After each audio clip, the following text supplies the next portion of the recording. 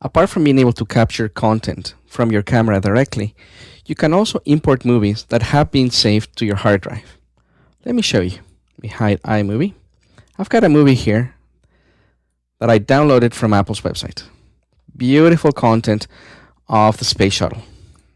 Anyway, quit that, and I'm going to import that into iMovie. There's a couple of ways that you can do it. The logical way is from the File pull-down menu, choose Import, Movies, and then browse to wherever the movie is set. That's one way of doing it. If you're doing it this way, you can choose where to save the movie. Now, the reason why you get to choose where to save the movie, even though it's already saved, is because when you import a movie in iMovie, it creates a new event. And when it creates the new event, either copies the content or moves the file over.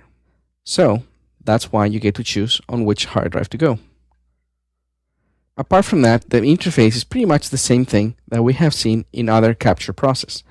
We can create a new event. Let's go NASA. There's the option for a 1080 video. In this case, the video is not 1080, it's actually 720p. So this pull-down menu makes no effect. And the differences between copy files and movie files, it's totally up to you. If you copy the files, what happens is that iMovie leaves the original wherever it was and makes a new copy in the new event. On the other hand, if you move the files, the movie is going to disappear from here, and iMovie is going to put it inside your movies folder, inside the event that you're creating. So I'll go with move files right now, basically because I don't want to waste space having the file twice on my hard drive. After it finishes creating the thumbnails, we get an event. In this case, should be a new event, and we get to see the movie that just got imported.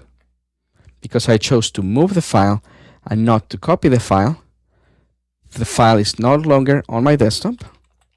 And if I go to my movies folder, we should see a NASA event with the movie that I just moved. With this import process, you'll be able to bring in pretty much any QuickTime movie that would open up in the QuickTime player. You can bring it into iMovie. The other method of importing movies instead of going to the File pull-down menu is to literally drag and drop.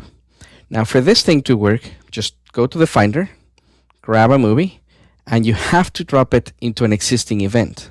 Now, that could be an issue because the movie that I'm dragging over here is for a skateboarding video, but I don't have any event related to that skateboarding. So what I need to do first is create an event. Let's call it skating.